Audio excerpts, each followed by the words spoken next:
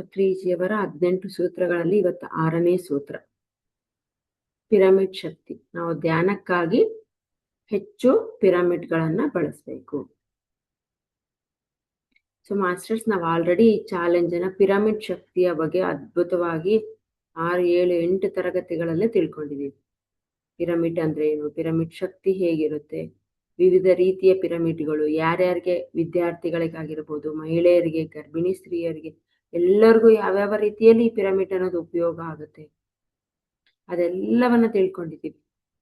So ಕೊನೆಯದಾಗಿ ನಾವೇನು ಹೆಚ್ಚಾಗಿ ಈ ಪಿರಮಿಡ್ಗಳನ್ನ ಧ್ಯಾನಕ್ಕಾಗಿ ಬಳಸಬೇಕು ನೋಡಿ. ಅದನ್ನೇ ನಮಗೊಂದು ಕೊಟ್ಟಿದ್ದಾರೆ ಸರ್, ಟು ಅಡಾಪ್ಟ್, ನಾವು ಆಚರಣೆಗೆ ತರಬೇಕು ಅಂತ ತಂದಿದ್ದಾರೆ. ಇದು ಒಂದು ಸೂತ್ರ ಮಾಡಿದೆ. ನಮಗೆ ಗೊತ್ತಿದೆ ಎಲ್ಲಾ ರೀತಿಯಲ್ಲಿ ಬಳಸಬೇಕು ಅಂತ, ಆದ್ರೆ ಆಚರಣೆ ಇಲ್ಲ ನಮಗೆ. ಆ ಆಚರಣೆ ಬೇಕು ಅಂತ ಏನ್ ಮಾಡಿದ್ದಾರೆ, ಸೂತ್ರ ಮಾಡಿದ್ದಾರೆ ನಮಗೆ ಪತ್ರಿ ಸರ್ ಇಲ್ಲಿ. ಸೊ ಏನ್ ಮಾಡ್ಬೇಕು ನಾವು, ಆ ಒಂದು ಪಿರಮಿಡ್ ಅನ್ನ ಪ್ರತಿದಿನ ಎಷ್ಟು ಸಾಧ್ಯನೋ ಅಷ್ಟು ನಾವೇನ್ ಮಾಡ್ಬೇಕು, ಅದನ್ನ ಬಳಸ್ಬೇಕು. ಸೊ ಧ್ಯಾನಕ್ಕೆ ಕೂತಾಗ ಮಾತ್ರ ಅಲ್ಲ ಮಾಸ್ಟರ್ಸ್. ಸೊ ಧ್ಯಾನಕ್ಕೆ ಕೂತಾಗ ನಾವು ಪಿರಮಿಡ್ ಅನ್ನ ಹಾಕತ್ತೀವಿ ಅಥವಾ 2x2 ಹ್ಯಾಂಗಲ್ ಮಾಡಿರ್ತೀವಿ, ಓಕೆ. ಬಟ್ ಧ್ಯಾನ ಅಲ್ಲದೆ ಇರುವಂತಹ ಸ್ಥಿತಿಯಲ್ಲಿದ್ದಾಗ, ನಾನು ಸುಮಾರು ಸರಿ ಹೇಳಿದ್ದೀನಿ, ನಾವೆಷ್ಟು ಪಿರಮಿಡ್ ಅನ್ನ ಬಳಸ್ತೀವಿ ನಮ್ಮಲ್ಲಿ ಅಷ್ಟು ಶಕ್ತಿ ಇರ್ತಾರೆ. ಎಲ್ಲೆಲ್ಲಿ ಸಾಧ್ಯನೋ ಪಿರಮಿಡ್. ಈಗ ಧ್ಯಾನ ಬಿಟ್ಟು ರಿಮೈನಿಂಗ್ ಅವರ್ಸ್ ಅಲ್ಲಿ ನಾವೇನ್ ಮಾಡ್ತಿರ್ತೀವಿ, ಮನೆ ಕೆಲಸಗಳನ್ನ ಮಾಡ್ತಾ ಇರ್ತೀವಿ. ಸೊ ನೋಡ್ಬೋದು, ಈಗ ಕೆಲಸ ಮಾಡ್ತಿರ್ಬೇಕಾದ್ರೆ ಸುಸ್ತಾಗ್ತಿರುತ್ತೆ. ಅದೇ ನೀವು ಪಿರಮಿಡ್ ಹಾಕೊಂಡಿರಿ, ಬಟ್ ನಿಮಗೆ ಪ್ರಾರಂಭದಲ್ಲಿ ಅನ್ಸುತ್ತೆ, ನಗು ಬರುತ್ತೆ, ಅಯ್ಯೋ ಹಾಕೊಂಡಿದಾರಲ್ಲ ಅಂತಾರೆ ಅನ್ಸುತ್ತೆ. ಅದೇನೂ ಅಲ್ಲ, ನಿಮ್ಮ ಒಳಗಡೆ ಬದಲಾವಣೆ ಆಗುತ್ತೆ. ಅದು ನಮಗ್ ಬೇಕು, ಬೇರೆಯವ್ರಿಗೋಸ್ಕರ ಅಲ್ಲ, ನಮ್ಮ ಬದಲಾವಣೆಗೋಸ್ಕರ ನಾವು ಅದನ್ನ ಯೂಸ್ ಮಾಡ್ತೀವಿ. ಸೊ ಅದಕ್ಕೆ ಪಿರಮಿಡ್ ಅನ್ನೋದನ್ನ ನಾವು ಬಳಸಲೇಬೇಕು. ಇಲ್ಲಿ ಪಿರಮಿಡ್ ಅನ್ನೋದೇನೋ ಒಂದು ವಿಶಿಷ್ಟವಾದಂತಹ ಉನ್ನತ ಶಕ್ತಿಯಿಂದ ರಚನೆ ಆಗಿರ್ತಕ್ಕಂಥದ್ದು ಒಂದು ಸ್ಟ್ರಕ್ಚರ್. ಸೊ ನಮಗ್ ಗೊತ್ತಿದೆ ಆಲ್ರೆಡಿ, ಪಿರಮಿಡ್ ಅನ್ನೋದು ಒಂದು ಶಕ್ತಿ, ಒಂದು ಆಕಾರ ಅಂತ. ಅದು ಏನು, ಅದು ನಮ್ಮ ಈ ಜಿಯೋಮೆಟ್ರಿಯಲ್ಲಿ ಒಂದು ಉದಾಹರಣೆ, ರೇಖಾಗಣಿತದಲ್ಲಿ ನಮ್ಗೆ ಒಂದು ಉದಾಹರಣೆ ಯಾವ ರೀತಿ ಆಗಿದೆ ಒಂದು ಸ್ಟ್ರಕ್ಚರ್ ಅನ್ನೋದಕ್ಕೆ. ಅದ್ರಲ್ಲಿ ಏನಿರುತ್ತೆ ನಾವೆಲ್ಲ ಗೊತ್ತಿದೆ, ನಮ್ಗೆ ಅಲ್ಲಿ ಅದ್ಭುತವಾದಂತ ಶಕ್ತಿ ಇರುತ್ತೆ. ಈ ಪ್ರಕೃತಿಗಿಂತ 3 ಪಟ್ಟು ಹೆಚ್ಚು ಆ ಪಿರಮಿಡ್ ನಲ್ಲಿ ಶಕ್ತಿ ಇರುತ್ತೆ ನೋಡಿ. 3 ಪಟ್ಟು ಜಾಸ್ತಿ ಇದೆ ಅಂದ್ರೆ ನಾವು ಇಲ್ಲಿ 3 ಅವರ್ ಕೂತ್ಕೊಳ್ಳೋದೊಂದೇ, ಪಿರಮಿಡ್ ಅಲ್ಲಿ 1 ಅವರ್ ಕೂತ್ಕೊಳ್ಳೋದೊಂದೇ. ನೀವು ಪಿರಮಿಡ್ ಹಾಕೊಂಡು 1 ಅವರ್ ಧ್ಯಾನ ಮಾಡಿದ್ರೆ ಏನಾಗುತ್ತೆ ಅಂದ್ರೆ ಅದ್ರ ಒಳಗಡೆ ಶಕ್ತಿ ಇದೆ, ಅದರಲ್ಲಿ ಸ್ಟೋರ್ ಆಗ್ತಾ ಇರುತ್ತೆ. ಅದು ನಮಗೇನಾಗುತ್ತೆ, ಧ್ಯಾನಕ್ಕೆ ಕೂತಾಗ ನಮ್ಮ ಸ್ಥಿತಿ ಏನಾಗುತ್ತೆ, ಬೇಗ ಆಲೋಚನಾ ರಹಿತ ಸ್ಥಿತಿ ಆಗುತ್ತೆ. ನಮ್ಮ ಆಲೋಚನೆಗಳೆಲ್ಲ ಏನಾಗುತ್ತೆ, ಕಡಿಮೆ ಆಗ್ತಾ ಬರುತ್ತೆ. ಅದಾದ್ಮೇಲೆ ನಮ್ಮನ್ನ ಯಾವಾಗ್ಲೂ ಪಾಸಿಟಿವ್ ಅಲ್ಲಿ ಇರಿಸುತ್ತೆ. ನಮ್ಮಲ್ಲಿರ್ತಕ್ಕಂಥ ನೆಗೆಟಿವ್ ಅನ್ನ ಡಿಕ್ರೀಸ್ ಮಾಡಿಸ್ತಾ ಹೋಗುತ್ತೆ, ಹೊಡೆದೋಡ್ಸುತ್ತೆ. ಯೋಚನೆಗಳೇ ಬರ್ದೇ ಇರಂಗ್ ಮಾಡುತ್ತೆ. ಅದು ಮುಖ್ಯ ಇಲ್ಲಿ. ಆ ಸ್ಥಿತಿಗೆ ನಾವು ತಲುಪ್ತೀವಿ. ಅದಕ್ಕೆ ಪಿರಮಿಡ್ಗಳನ್ನ ಬಳಸಬೇಕು.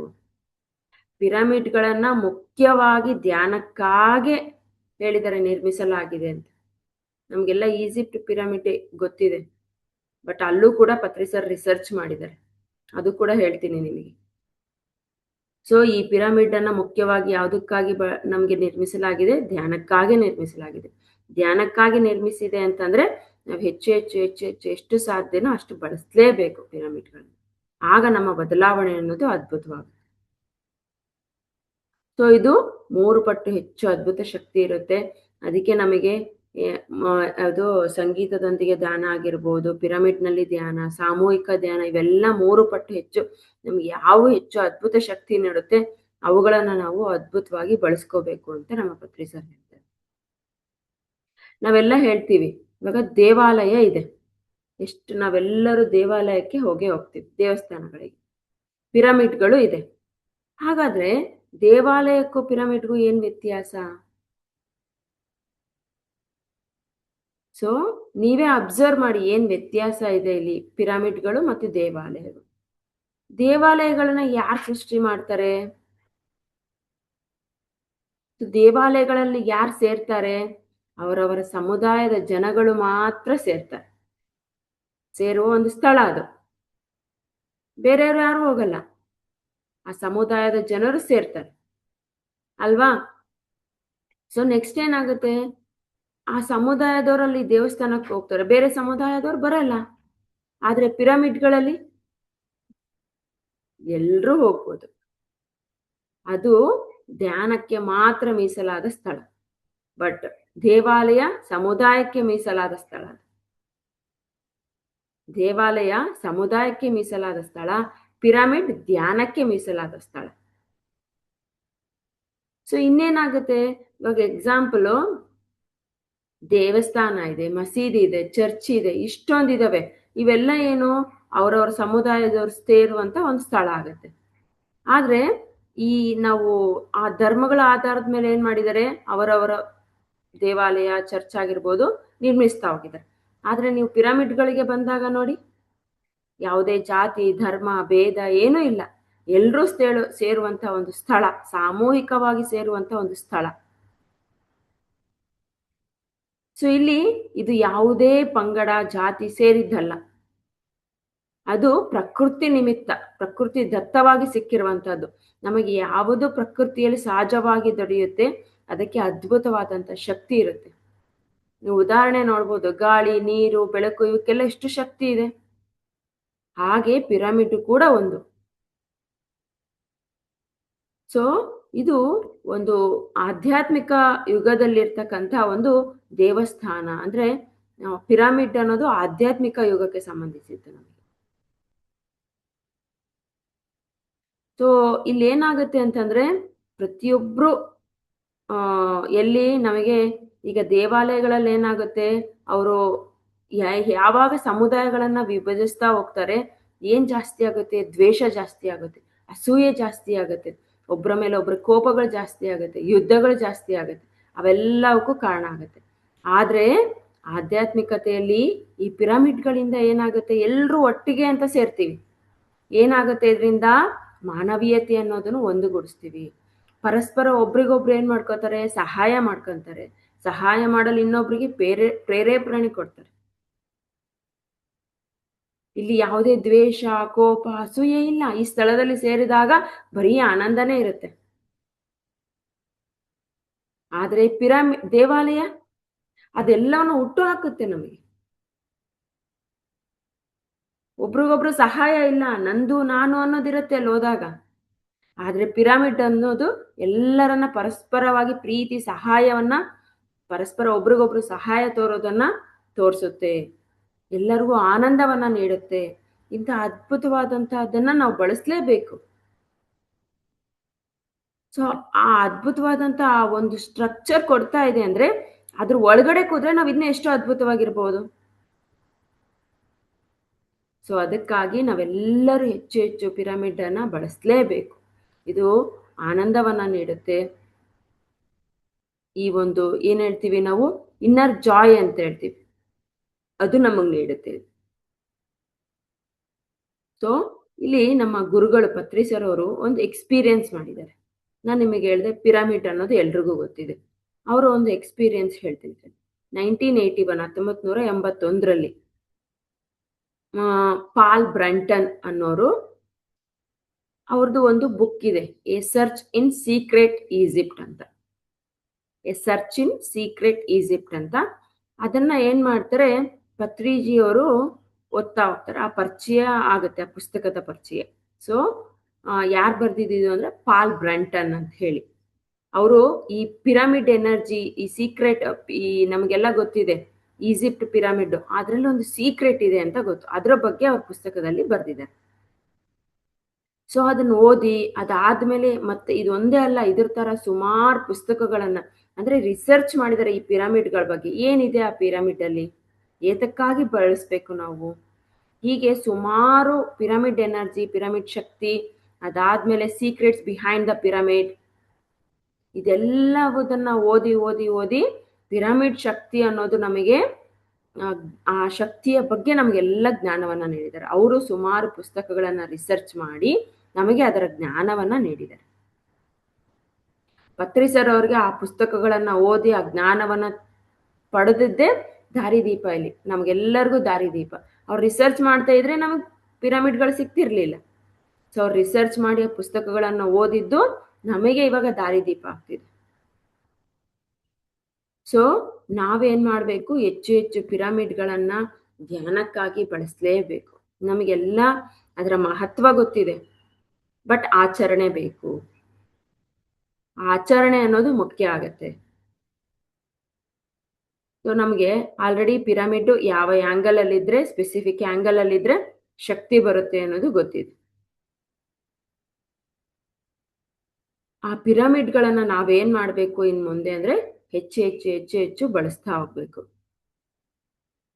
ನಾವು ಹೇಗೆ ಬಳಸಬೇಕು, ನಾವು ಧ್ಯಾನಕ್ಕಾಗಿ ಹೇಗೆ ಬಳಸಬೇಕು?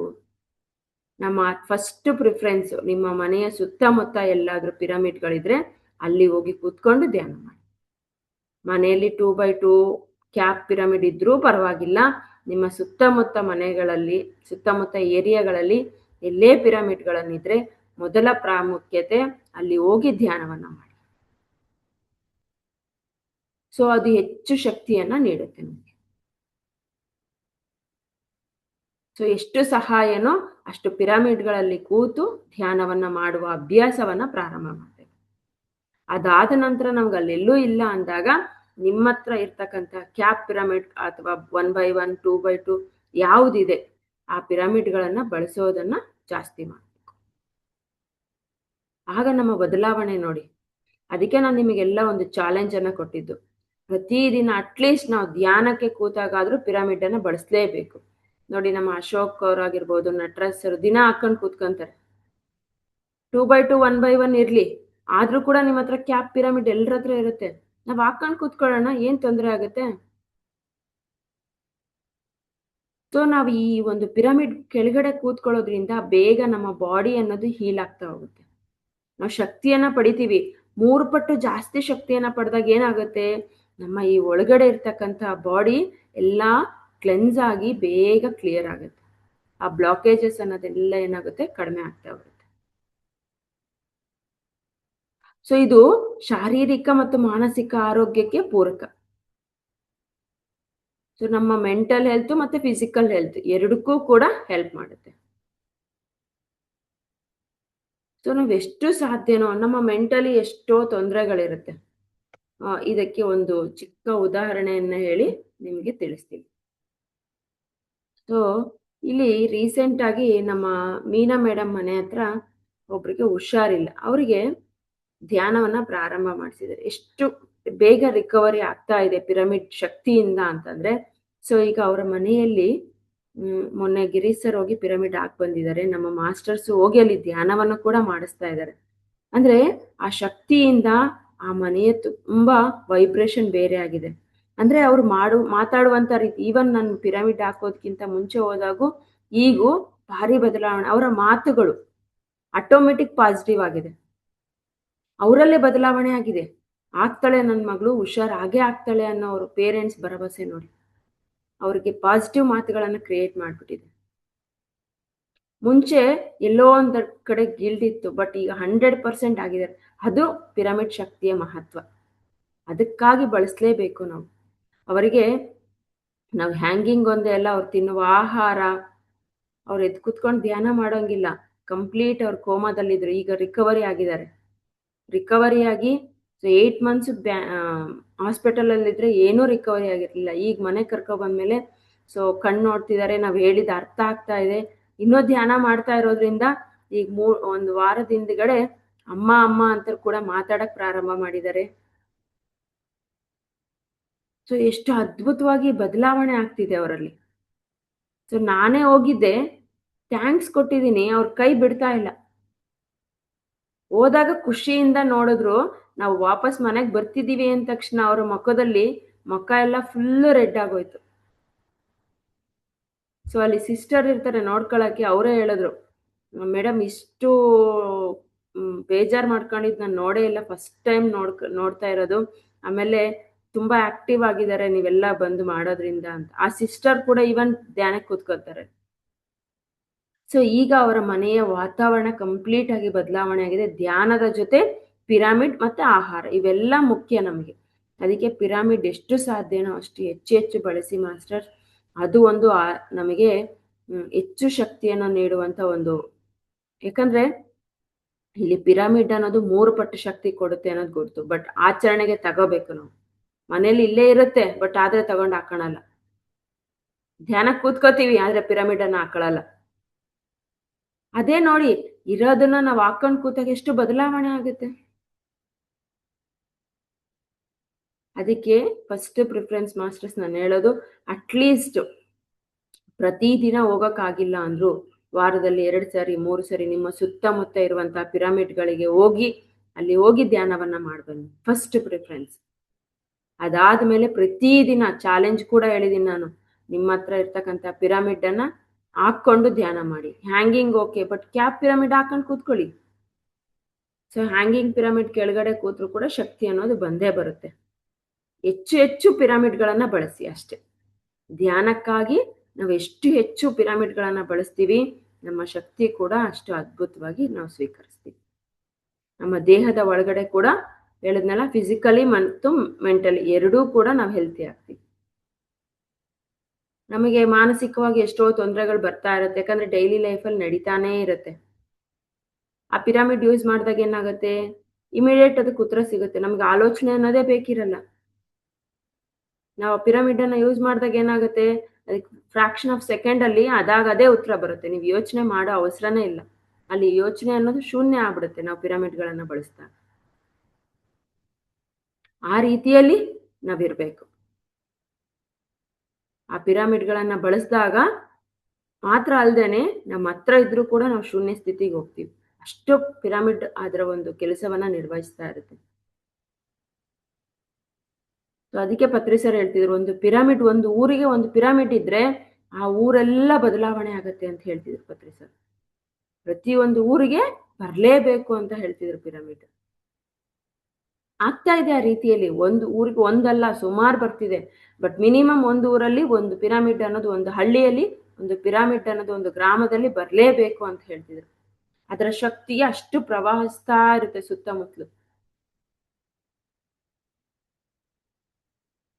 ಅದಕ್ಕೆ ನಾವು ಯಾವಾಗ ಧ್ಯಾನವನ್ನ ಮಾಡ್ತೀವಿ ಅವಾಗೆಲ್ಲ ದಯವಿಟ್ಟು ಎಲ್ರೂ ಪಿರಾಮಿಡ್ ಅನ್ನ ಆದಷ್ಟು ಹೆಚ್ಚು ಬಳಸಿ. ಸೊ ಧ್ಯಾನಕ್ಕಾಗಿ ಹೆಚ್ಚು, ಅದಾದ ನಂತರ ಧ್ಯಾನ ಅಲ್ಲದ ಸಮಯದಲ್ಲಿ ನಿಮ್ಮ ಪಿರಾಮಿಡ್ಗಳನ್ನ ನೀರಿಗಾಗಿ, ಸೊ ಆಹಾರ, ಏನೇನು ಹಣ್ಣುಗಳು ತರಕಾರಿ ಇದೆ ಅದೆಲ್ಲವಕ್ಕೂ ನಿಮ್ಮ ಪಿರಾಮಿಡ್ಗಳನ್ನ ಬಳಸಿ. ಸೊ ಇಲ್ಲಿ ನಾವು 6ನೇ ಸೂತ್ರ ತಿಳ್ಕೊಬೇಕಾಗಿರೋದು, ಧ್ಯಾನಕ್ಕಾಗಿ ಹೆಚ್ಚು ಪಿರಾಮಿಡ್ಗಳನ್ನ ಬಳಕೆ ಮಾಡ್ಕೋಬೇಕು. ನಮ್ಮ ಧ್ಯಾನದ ಸಮಯದಲ್ಲಿ ಎಷ್ಟು ಸಾಧ್ಯನೋ ಅಷ್ಟು ಪಿರಾಮಿಡ್ಗಳನ್ನ ಬಳಸಬೇಕು. ಇದು ನಾನು ಆಲ್ರೆಡಿ ಚಾಲೆಂಜ್ ಕೊಟ್ಟಿದ್ದೀನಿ ಮಾಸ್ಟರ್ಸ್. ಪ್ರತಿದಿನ ನಾವು ಪಿರಾಮಿಡ್ ಅನ್ನ ಹಾಕೊಂಡು ಕೂತ್ಕೊಂಡೆ ಧ್ಯಾನ ಮಾಡಬೇಕು. ಎಷ್ಟು ಸಾಧ್ಯನೋ ಅಷ್ಟು ದಯವಿಟ್ಟು ನೀವು ನಿಮ್ಮ ಹ್ಯಾಂಗ್ ಮಾಡಿದ್ರೆ ಅದ್ರ ಕೆಳಗಡೆ, ಅಥವಾ ನಿಮ್ಮ ಹತ್ರ ಕ್ಯಾಪ್ ಪಿರಾಮಿಡ್ ಎಲ್ಲರ ಹತ್ರ ಇರುತ್ತೆ, ಕ್ಯಾಪ್ ಪಿರಾಮಿಡ್ ಹಾಕೊಂಡು ಕೂತ್ಕೊಂಡೆ ಧ್ಯಾನ ಮಾಡಿ. ಸೊ ನನ್ನ ಒಂದು ರಿಕ್ವೆಸ್ಟ್ ಇದು. ಯಾಕಂದ್ರೆ ಪಿರಾಮಿಡ್ ಅನ್ನೋದು ಅಷ್ಟು ಶಕ್ತಿ ಅಂತ ನಮಗೆ ಗೊತ್ತಿದೆ, ಆದ್ರೆ ನಾವು ಬಳಸೋದಕ್ಕೆ ಕಷ್ಟಪಡ್ತಾ ಇದೀವಿ. ಅದನ್ನ ನಾವು ಆಚರಣೆ ಮಾಡಬೇಕು. ಸೊ ಎಷ್ಟು ಸಾಧ್ಯನೋ ಅಷ್ಟು ಇವತ್ತಿಂದ ದಯವಿಟ್ಟು ಮಿಸ್ ಮಾಡಬೇಡಿ. ಯಾರಾದ್ರೂ ಬಿಟ್ಟಿದ್ರು ಕೂಡ ಅದನ್ನ ಆಕ್ಸೆಪ್ಟ್ ಮಾಡಿ ಇವತ್ತಿಂದ ದಯವಿಟ್ಟು ಪಿರಾಮಿಡ್ಗಳನ್ನ ಹಾಕೊಂಡೆ ಧ್ಯಾನ ಮಾಡಿ.